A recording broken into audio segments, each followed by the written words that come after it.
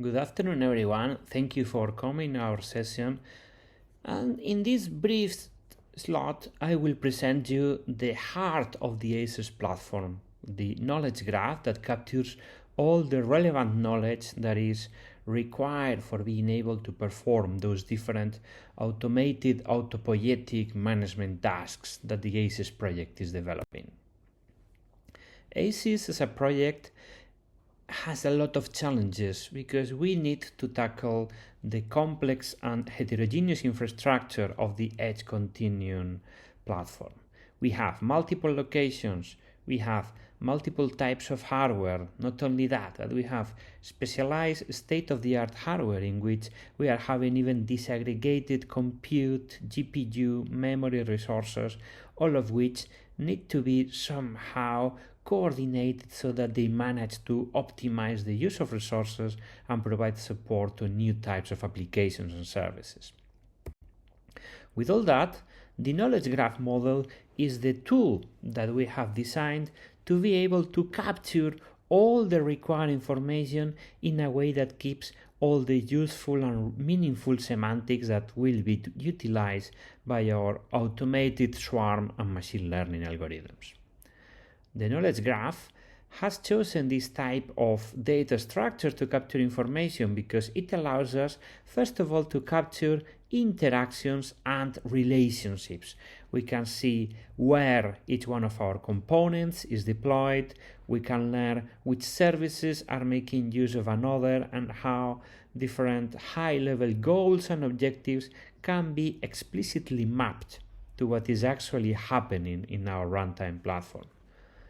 It's important to emphasize that these are heterogeneous entities, and here modeling all the relevant knowledge as a knowledge graph is quite ideal for the task because we can capture the unique characteristics of each one of those entities.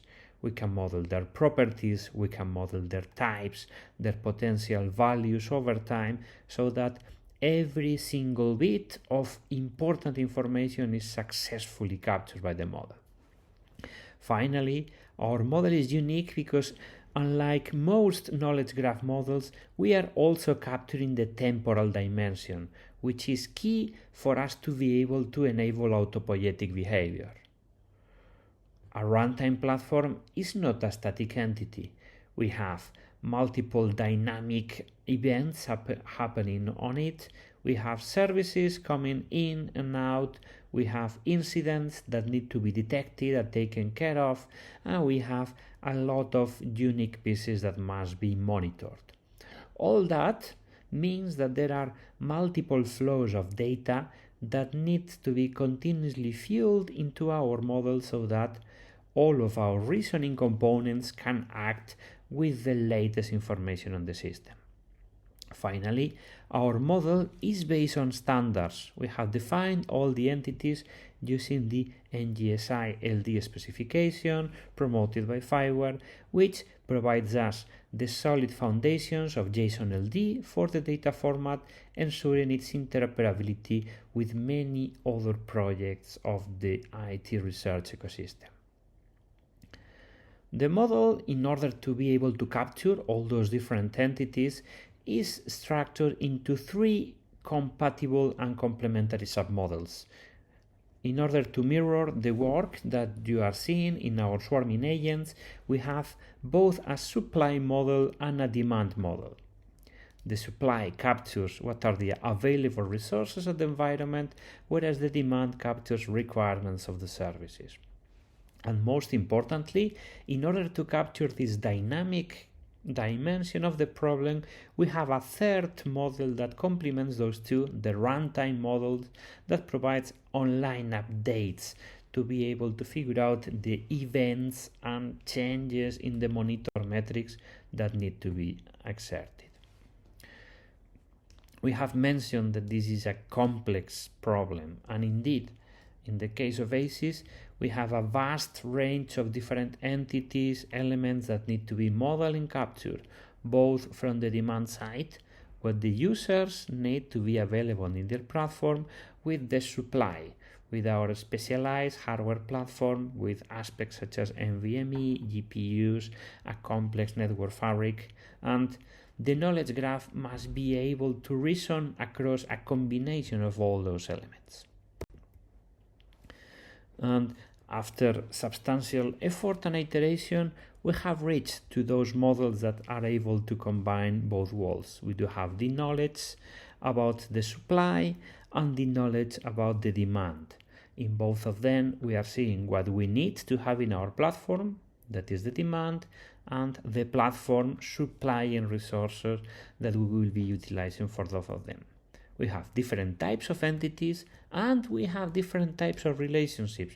We will enable to perform multiple types of analysis depending on the autopoietic optimization that we want to provide to the platform.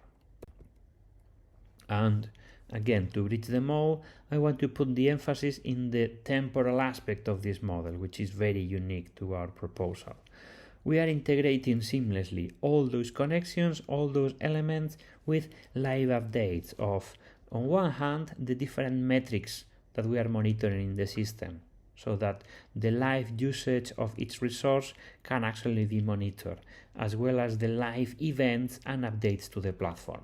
We can monitor whenever one service sends a service request to another service, and what was the point in time when that happened, and we can also monitor all the events happening at the low-level Kubernetes platform.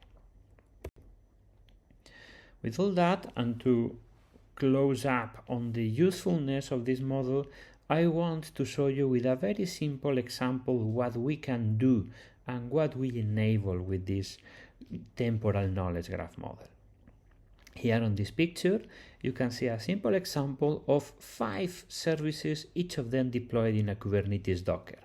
They are labeled A, B, C, D, and E.